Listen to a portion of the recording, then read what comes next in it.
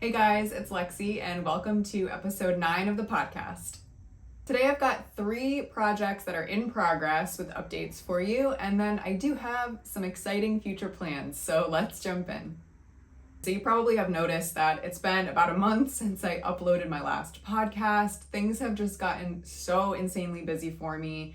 And I'm sorry about that, but hopefully we'll be a little more regular as things continue to move forward. Just so you guys know, I am getting married at the end of September, so it's been a little wild. But after that, we are going on a honeymoon, which is going to be so much fun, I hope. We're going to Scotland and Ireland, which is like yarn country, right? So I'm excited to share our experience there and would love to hear any recommendations you all have for yarny stops, yarn shops, places that I should visit while we are there. So yeah, I would love to hear any of that. But that's just a little bit about where I've been and what I have been up to. But I hope you all have been enjoying the start to September.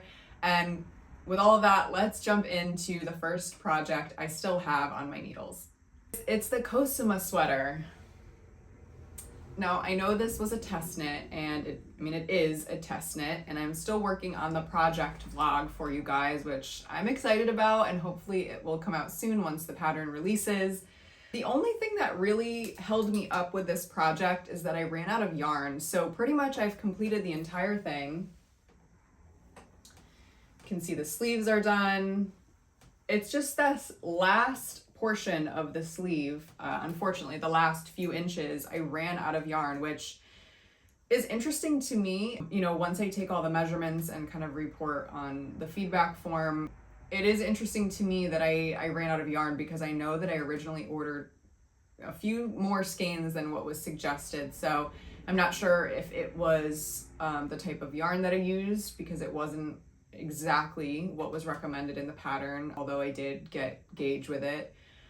Regardless, I had to order a few more skeins. Luckily, they had 2 in stock at Mother Knitter, so hopefully those will be on the way to me very shortly.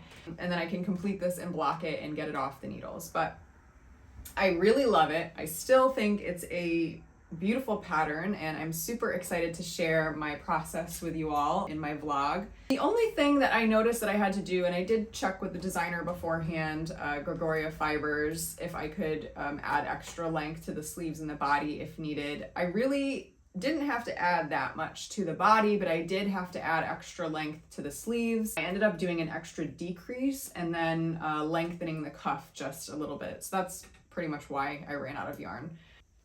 I didn't decide to do a project block yet because I didn't feel like it was really necessary. Like, yes, I know this yarn will bloom a little more. Sorry, I should have mentioned I'm using Sandnes Garn Mini Alpaca, so it will bloom a little bit, I think. I'm holding it double here. But overall, super thrilled with the way it's coming out. I'm excited to have this off of the needles and in my wardrobe, especially for our upcoming trip to Scotland and Ireland. I think it's going to be perfect weather for this type of a garment, whether it's thrown over the shoulders or actually worn. But yeah, I'm very excited about it, and I really do love this color. I think it's just gonna go with so many different things. And honestly, I think, yeah, this is my first V-neck sweater, so it's kind of nice to have something different in the wardrobe. And again, I will share all the details of the process and construction with you guys over on that project vlog. So once she releases the pattern, I will be putting that out there for you guys to peruse. But yep, so that's where I am with the Cosima Sweater. Really hope I'm gonna have it off the needles, really soon, probably within the next week or so, and then on the blocking mat. And that's where I'm at. Moving on to my next project. This is also a test knit. It's the Lavinia Sweater, and it's by Lily Kate Makes. Yeah, so just a little bit of basic information about the pattern. It's worked top down in an all over cable pattern, and there are 9 sizes available currently. Definitely a nice size range. Lily Kate does a beautiful job writing her patterns, and so far I'm not having any trouble following it. It's been a great test knit experience, so overall really pleased with that. This sweater is knit up using 1 strand of mohair, and I am using Knitting for Olive soft silk mohair in the shade Copper. I just couldn't help myself. If you guys follow me on Instagram, I did put a poll out there. I had about 4 colors that I was going between, and I asked which you guys thought would be best for this, especially as we go into fall. This color, and I think it was bottle green, was a really close second. So I think it would be gorgeous also in the green. It's a very light, gauzy sweater. I will pop a picture up of the sweater if you haven't seen it, but I think this color is just like perfect for the season and just feels right as we get into September. Right now I am working the upper back. I got through the short rows and now I'm just working through the back panel. I'll show you here. I'm on a US 4 or 3 millimeter needle.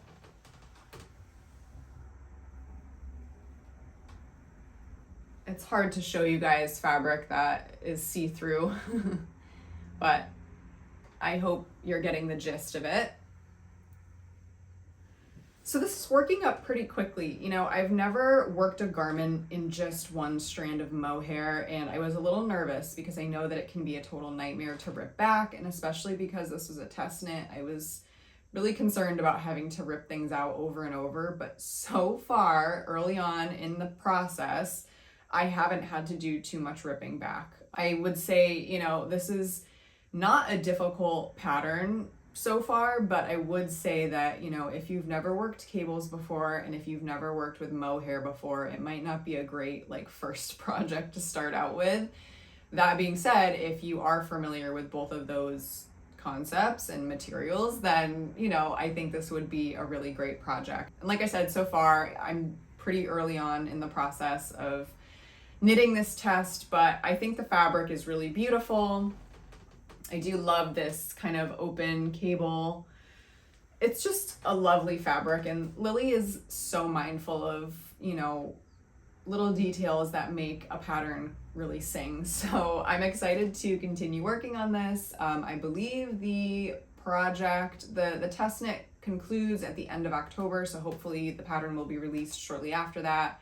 I am doing a vlog for this as well, so hopefully you're interested in getting a little more insight into the process. But yeah, I'm thrilled to be working on it. It is kind of a departure from the heavier sweaters that I was working on before the summer, and even a departure from what I've been working on this summer in, you know, plant knits and things, plant-based yarn and things like that. So I'm happy to be working on it, and I'm excited to continue to show you guys my progress. All right, and my next work in progress is actually a whip that was in hibernation. I started this back at the beginning of the year. I want to say I probably started it in March, and then the weather sort of started to turn. I didn't have it finished, and I decided to put it aside to focus on more, you know, light spring summer knits. So I am working on the Augustins No. 1. It's a really beautiful colorwork sweater. I'm gonna read you guys a little bit of info about the pattern. There are sizes A through H with bust circumference of 80 centimeters to 150 centimeters. I do apologize that the inch conversion is not listed here, but I'll try to pop it on the screen. The full length is 52 centimeters all the way up to 66 centimeters, and the sweater has a positive ease of approximately 5 to 10 centimeters depending on your bust circumference.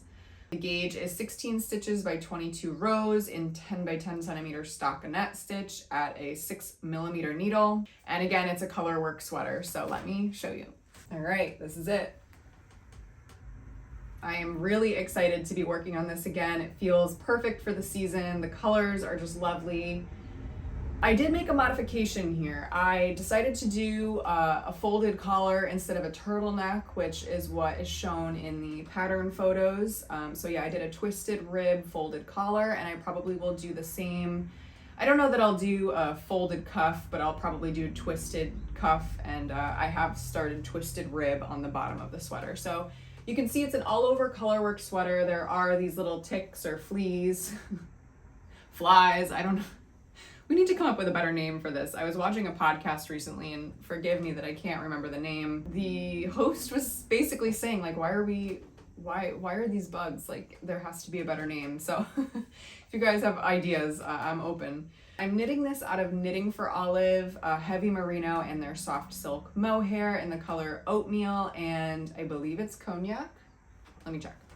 Yes, it's oatmeal, and then I think it's dark cognac, at least for the mohair. So just to show you guys.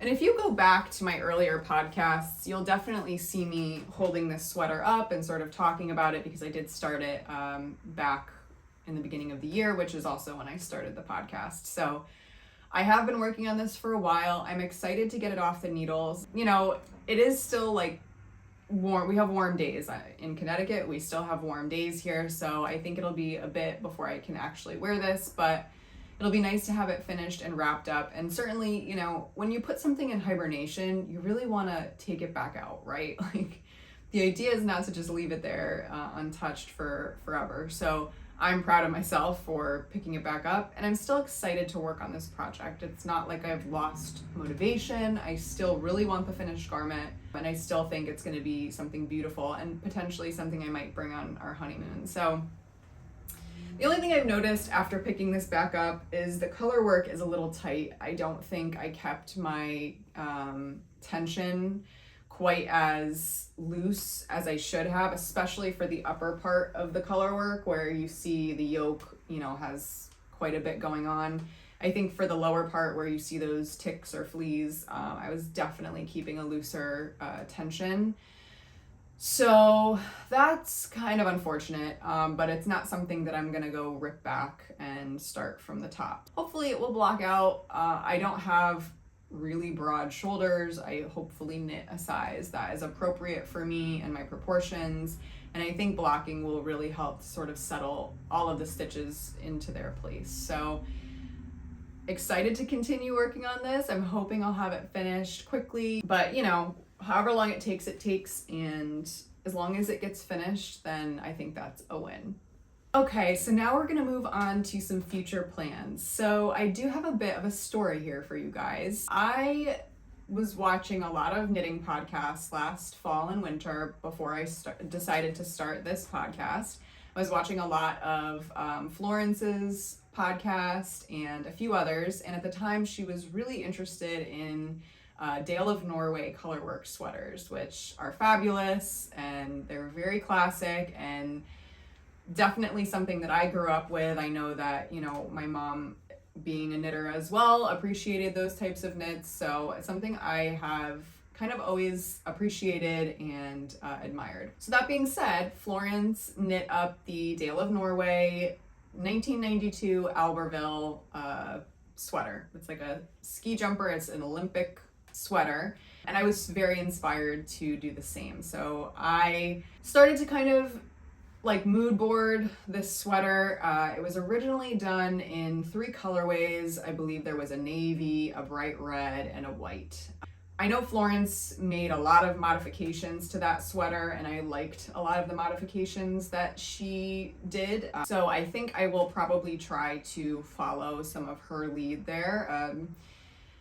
This is a sweater that needs to be steeked. I've never steeked anything in my life.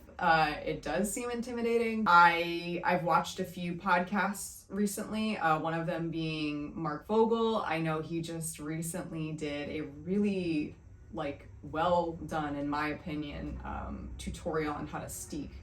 I don't know if any of you have ever looked up how to steek things. I know a lot of times yarn shops will offer classes where you can go in person with someone who has experience steeking and you can steek a project together. I think that would be super beneficial, but if you don't have that opportunity and you're just trying to look for some guidance online, there are very few videos that actually film the process of steeking. So when I saw that Mark recently put out this video, which I will link for you guys down in the description below, I was really pleased because it just kind of gave me extra perspective and confidence that when I get to that point in the sweater, you know, I'll have a little bit of guidance, a little bit of a baseline sort of to build off of, and hopefully it will be a little less intimidating, because at the end of the day, you're cutting into your knit fabric that has taken you dozens of hours to create. So hopefully we go into it feeling confident, right?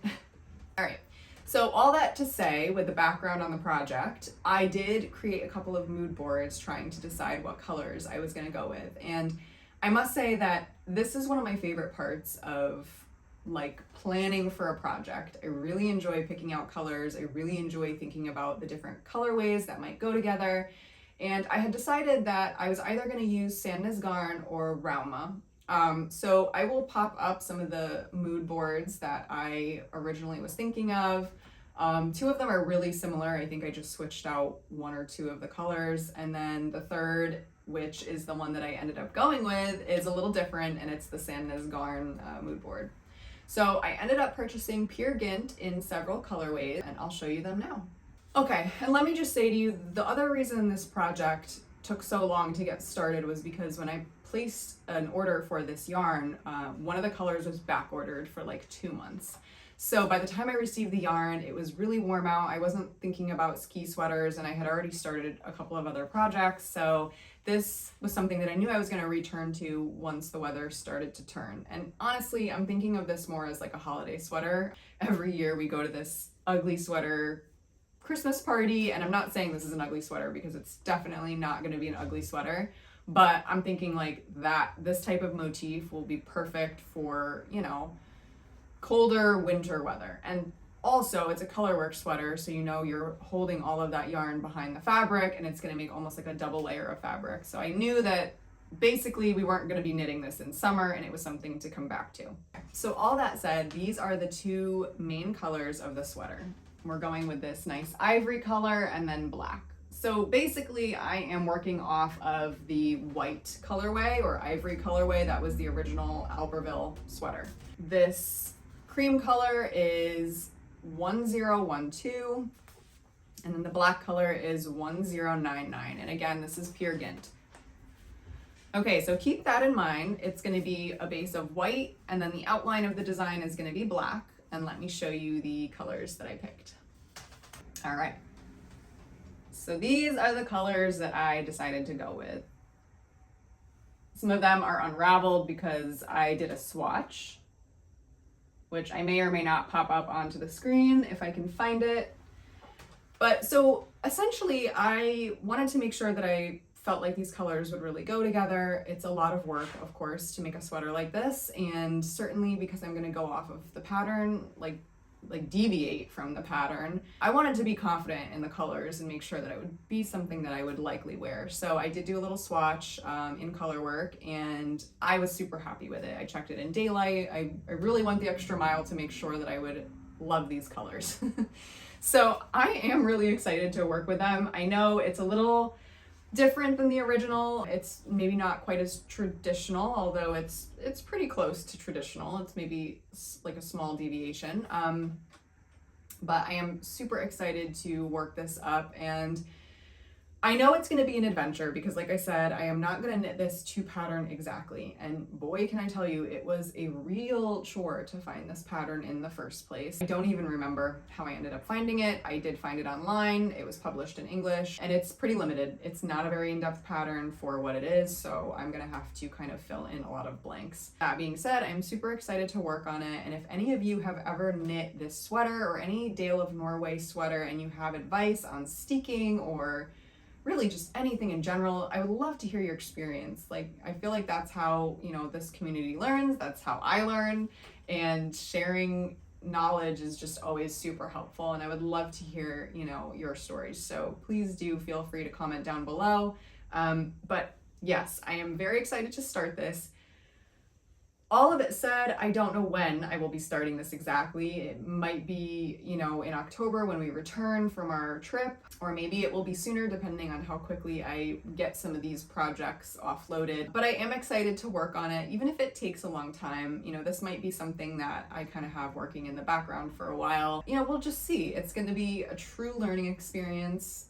This is not cut and dry. This is certainly not, you know, just rote pattern, following a pattern, you know. So excited about it. I think it's going to be fun to show you guys how this progresses, and hopefully at the end of it I'm going to have this really neat Dale of Norway Olympic sweater. All right, guys, and that's all I have for you today. Again, I do apologize for kind of this gap in podcasts. It's been about a month, and hopefully that's not going to be the way it is moving forward, but you know how it is when you have a lot on your plate. Sometimes it just happens. You know, it really does mean a lot when you guys subscribe and comment and like on these videos. It helps to keep me motivated when I have a lot on my plate and there's just a lot of moving parts in life. Sometimes that happens, but it's just nice to feel the support of this little community, and I'm excited to continue showing you progress on all of these projects. And with that, I'll see you guys in the next one. Bye.